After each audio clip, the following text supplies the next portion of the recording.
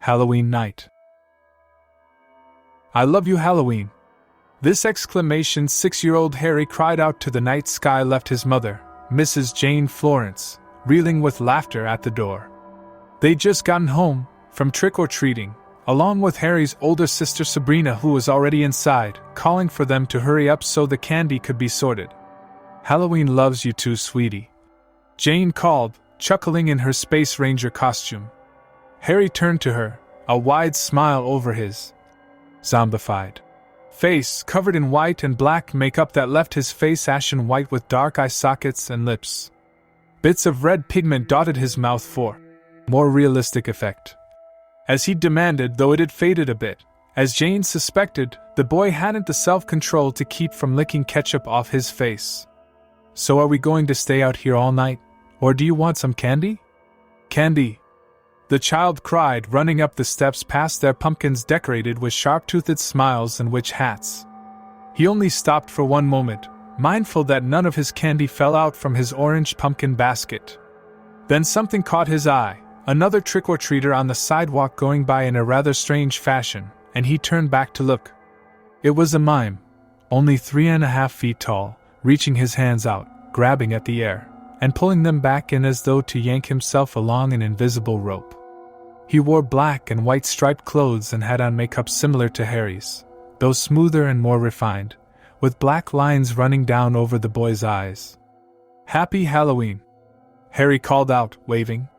The mime stopped for a moment and leaned back casually at a strange angle, as though the air held him, and returned the wave with a grin. "Look at him!" Harry called to his mother, chuckling.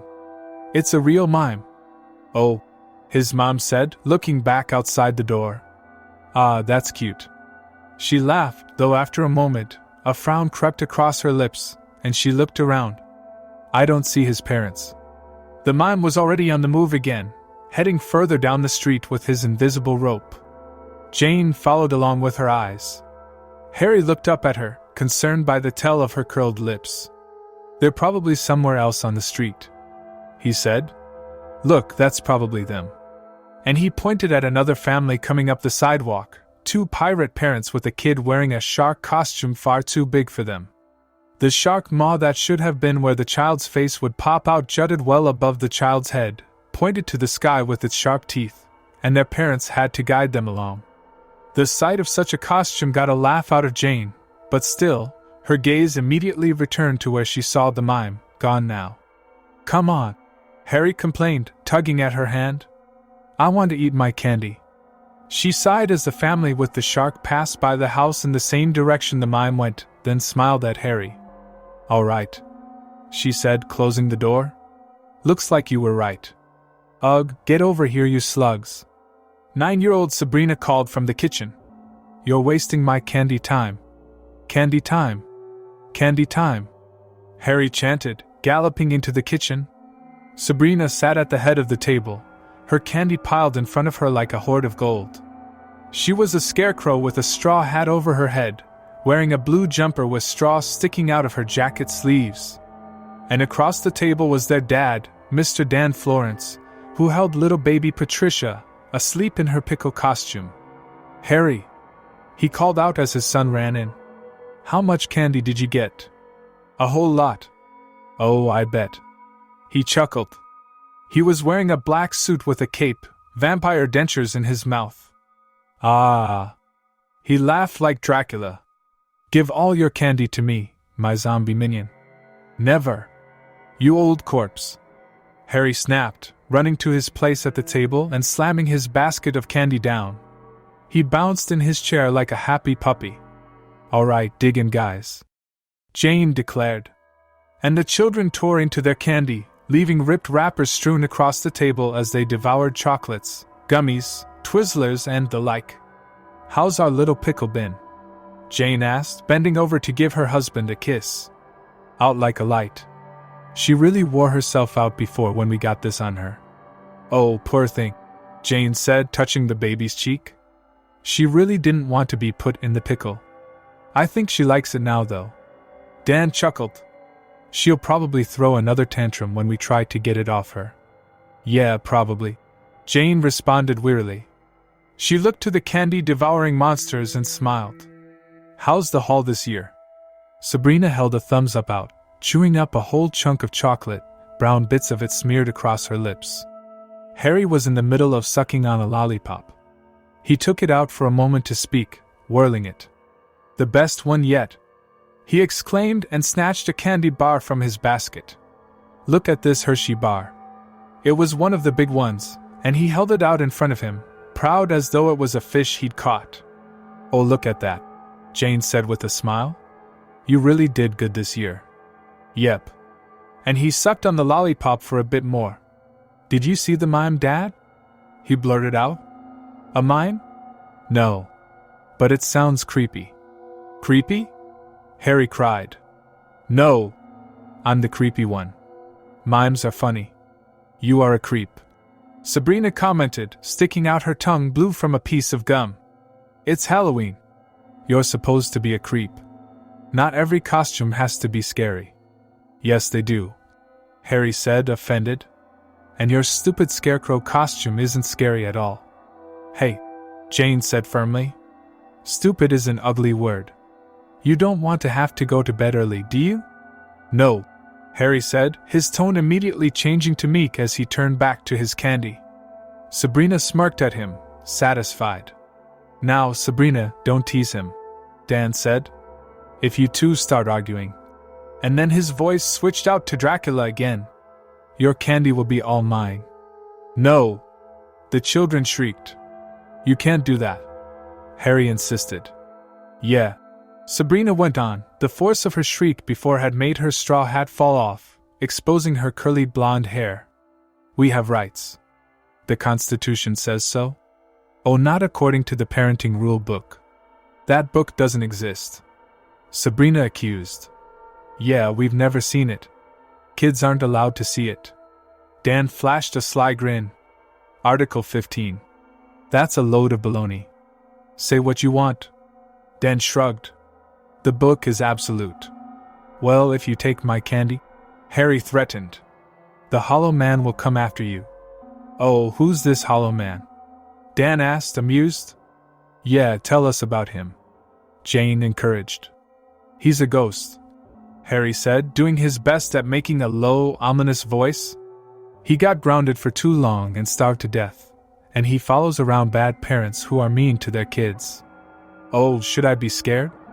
Dan asked, flashing his fake fangs. Yes, Harry said sharply. He'll follow you to the ends of the earth, and when he finds you, you can't turn your back to him. And what happens if I do turn my back to him? He'll kidnap you? Oh no. That sounds bad. But that's not the worst part. It gets worse? Much worse. Harry went on. He'll lock you up in a car, and then he'll give you a fate worse than hell. Oh, what does he do when you're in the car? Jane questioned, egging him on. For the rest of eternity, you'll have to listen to. And he paused for effect. Country music. How dare you? Sabrina screeched, and their parents bent over cackling. That sounds terrifying, Dan exclaimed. No, it doesn't. Sabrina insisted. Country music's great. Country music sucks, Harry countered.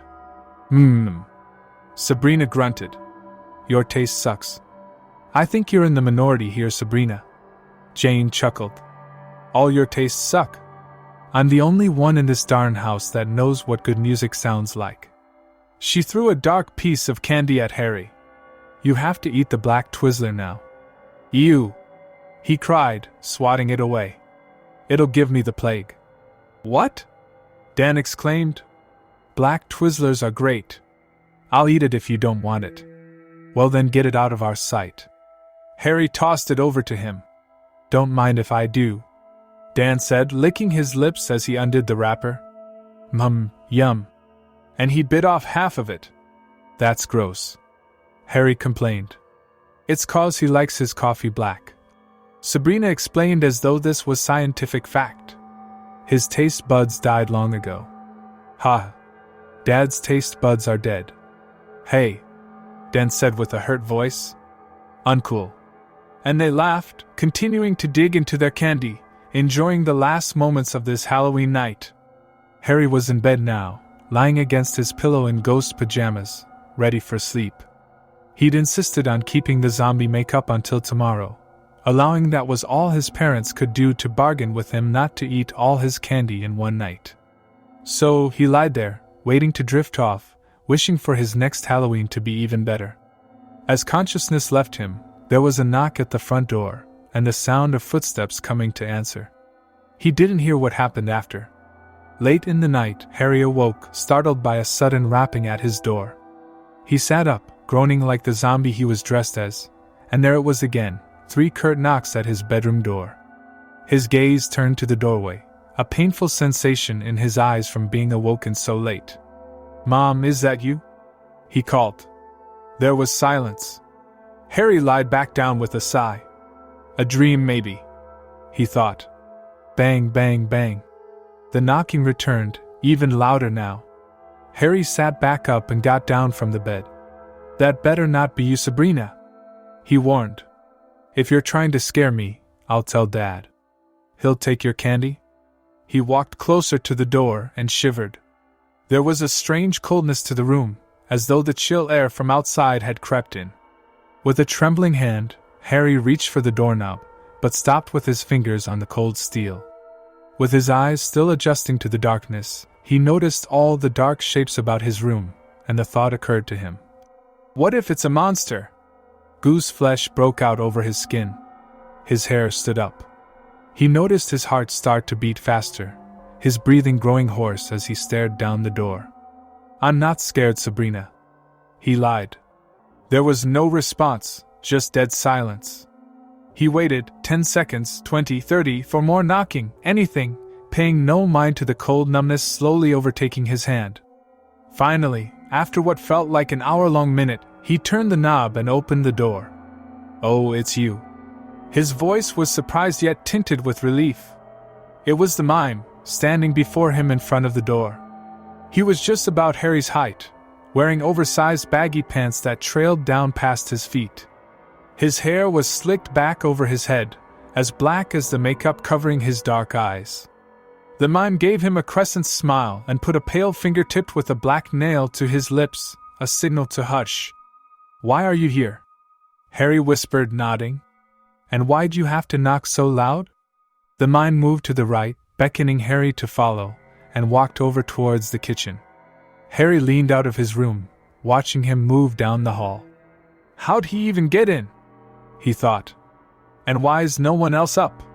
He looked to the rooms adjacent to his, Sabrina's to the right and his parents, and the babies in front of him. The doors were both closed, and there was nothing but darkness behind the cracks. Did no one else hear?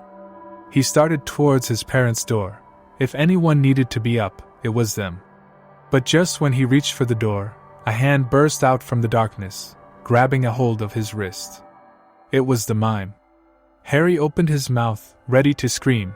That was when a small object was tossed into his gullet, and a burst of flavor invaded his throat. It was a sweet taste like chocolate with a crackling intensity that woke his sleepy mind up immediately, the best candy he'd ever tasted. He chewed and chewed, savoring the smooth, gummy texture, and looked to the mime. Smiling brightly, the mime held out more candies, nodding for Harry to take them. He snatched them, greedily lapping them up for their heavenly taste, and the mime led him away, down the hall towards the kitchen, swaying unsteadily as though walking on a tightrope. Harry tried to mimic the movements, still overcome by the taste of the candy, almost tumbling over with a laugh. The mime caught him, and Harry saw his black lips flip open and close as though to laugh, but no sound came out. True to his costume, the mime was utterly silent. Harry didn't notice, but the mime didn't even make noise as they ran to the kitchen. Not even a floorboard creaked under his careful feet. They got to the kitchen, and the mime came to a sudden halt, stumbling back from the doorway and falling over as though he'd run into an invisible wall. Wow! Harry laughed. You're really good at this. The mime responded with its silent laughing lip motions again and rose, though not in any way that can be described as normal. It was as though he had wires raising him up. He didn't use his hands at all. In fact, his whole body remained straight and rigid, rotating upwards. Harry clapped awkwardly. The feat was impressive, yet it seemed so inhuman. It was as if the mime had used magic to levitate. He didn't laugh this time, and a frown crept over his face. The mime had a slouch now, yet strangely, his eyes still met Harry's at an equal height, and there was a bit of drool secreting from his lips. A chill ran down Harry's spine, and he trembled. Something was very wrong here. He knew it, but he couldn't quite put it into words. All the events since he'd woken up were like a lucid dream, absolutely unnatural, but with just enough normalcy to seem real. It was then that he noticed the front door, wide open, letting all the heat out. The porch light was out, and all he saw outside were rustling leaves under the pale moonlight obscured by the cloudy night. He would have realized it earlier if the house wasn't already so cold, but he'd been so caught up in their antics, he'd completely missed it earlier. "Why is the door open?" he asked. And the mime flashed a sinister frown. "Did you?" At that moment, the mime moved with unnatural quickness, putting his face directly in front of Harry's. He looked the mime straight in the eyes, cold, dark, and he didn't have the vocabulary to verbalize it, but he knew intuitively what that look was: feral. But in an instant, the mime's face brightened up and smiled sharply. He gestured towards the kitchen doorway, and led by the hand, Harry followed, too frightened to resist. Though, as soon as he entered the kitchen, the tension felt somewhat relieved. On the table was a colossal hoard of myriad candies, such a dense pile that you couldn't see the wood underneath. And over on the counter was a stack of square cardboard cutouts. The mime grabbed them as Harry ogled the candy. "See, can I have some?" Harry asked, turning to the mime with a nervous smile. The mime held out one of the cardboard pieces. It read in big black letters, "Tada!" And the mime threw it with unnecessary gusto, tossing it behind him and into the sink. The next piece of cardboard read, "My name's Samuel. Do you want to be my friend?" Harry laughed, a bit more comfortable now. Sure," he said. And Samuel grinned, making his silent laugh again. They sat down at the table and dug into the candy. Somehow, it tasted even better than before.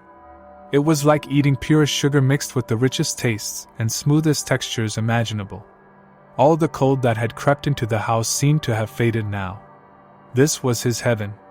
He guzzled the candy down like water from the fountain of youth. "It's great, isn't it?" Another of Samuel's signs read.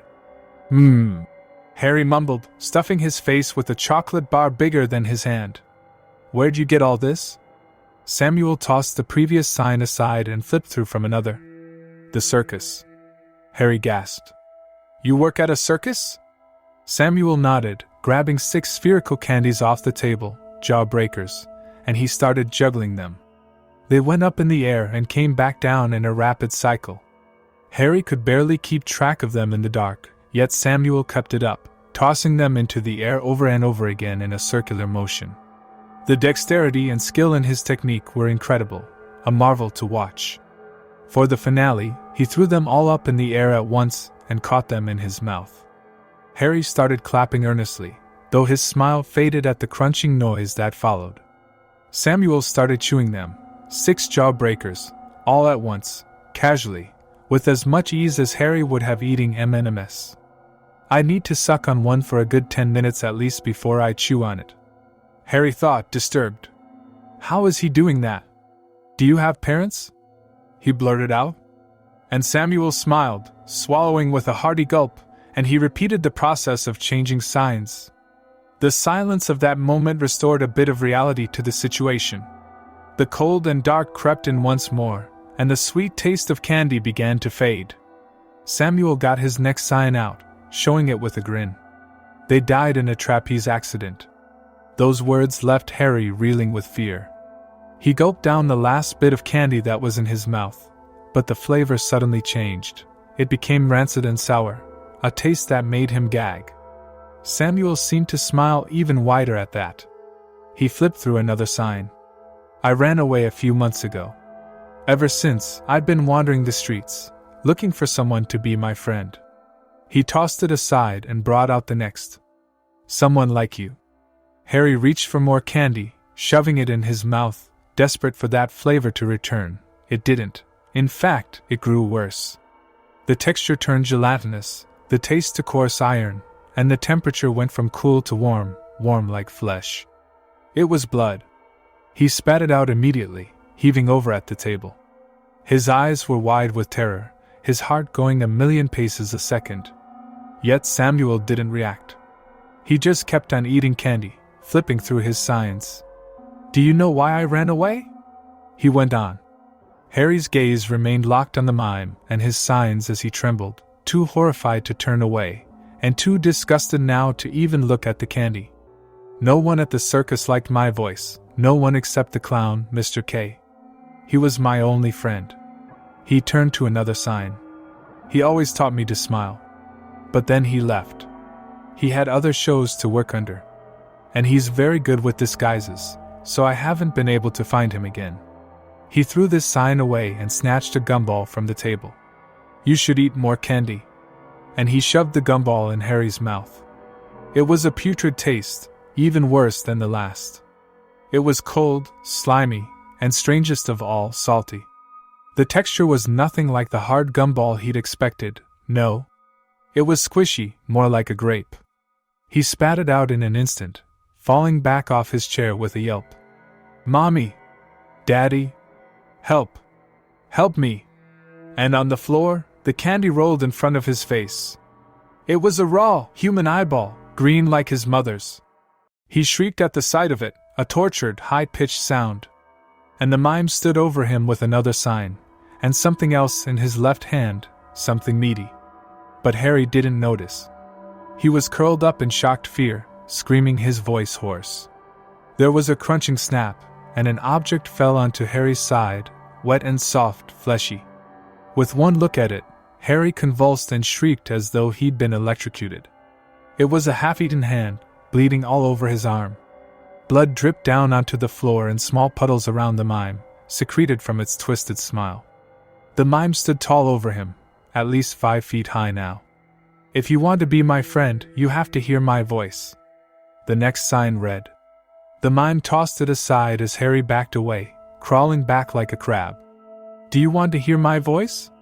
"No!" Harry cried, tears flowing down his face. "No! Go away!"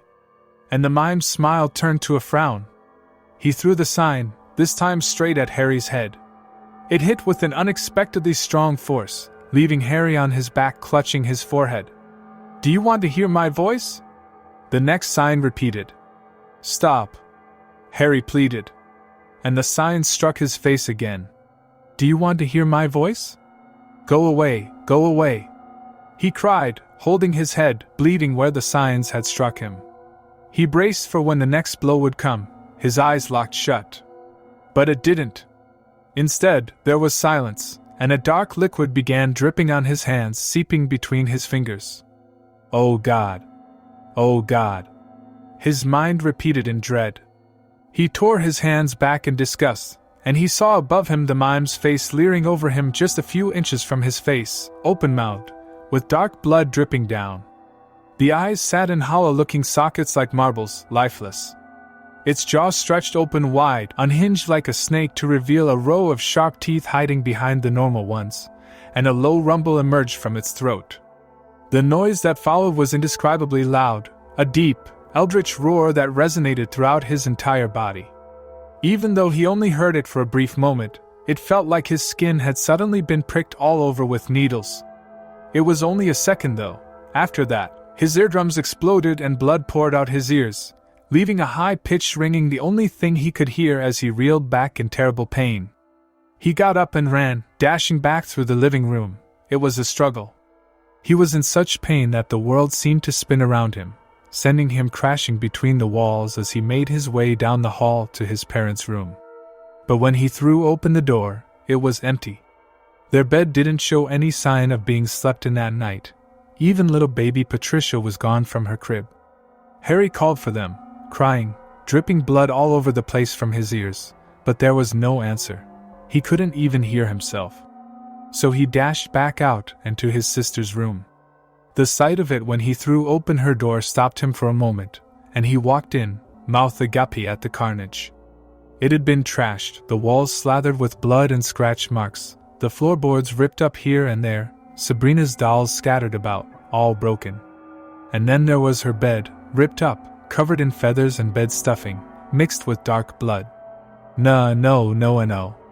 He repeated to himself, struggling to get the words out without hearing himself.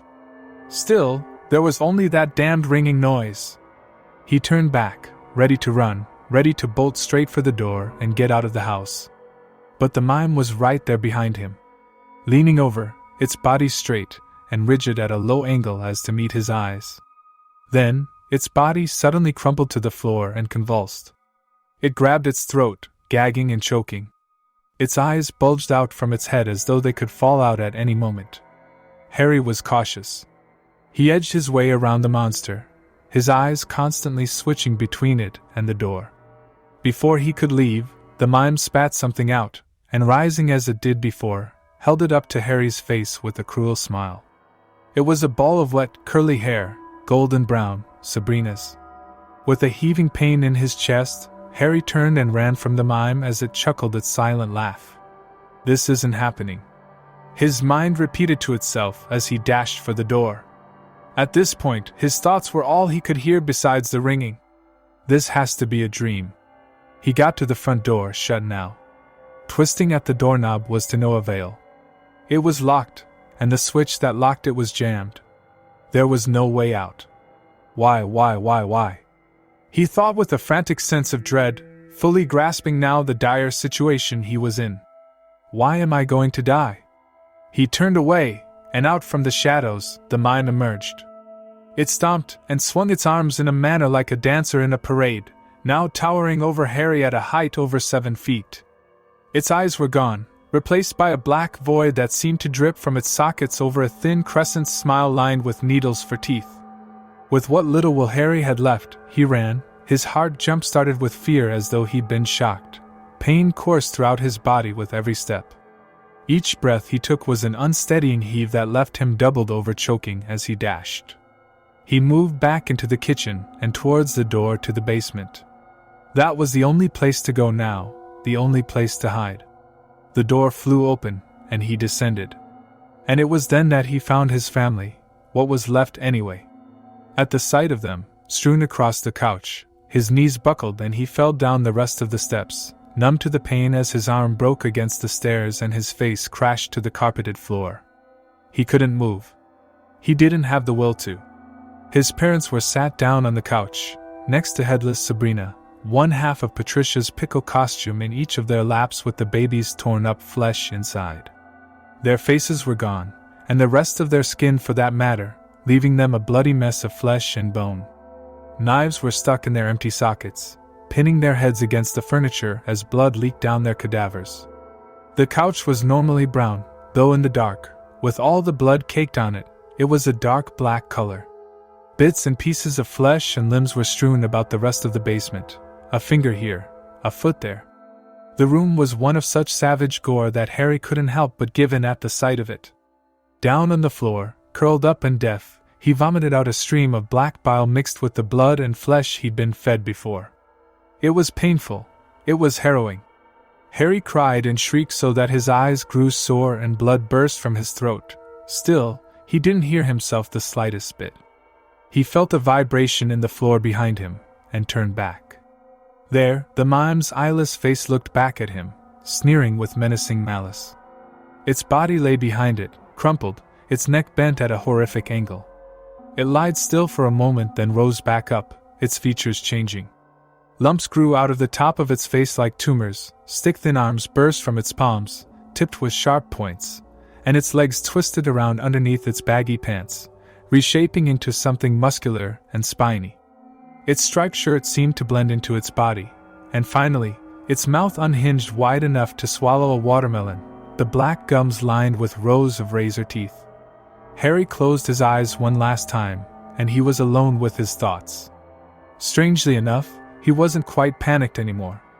There was a calm serenity in knowing that all would be over soon, this nightmare. It's over, he thought. I just wish. His last tears began flowing down his cheeks. I wish I could see them all again. He braced himself, and his limp body was raised up to be dropped into an early grave. The monster grinned with its snake-like mouth and took the boy. Deep down in the sewers, it sat, a savage silhouette picking at a pouch just below its chest. It opened it with its spear-like arms, raising up a tattered piece of skin. It grinned down at it, Harry's face trapped in a silent, agonized grimace. "Mr. K would like this," it said, leaning back against the sewer wall with a sigh. It chuckled, a noise like metal scraping against a chalkboard as it draped the skin over its own deformed head. "I love you, Halloween."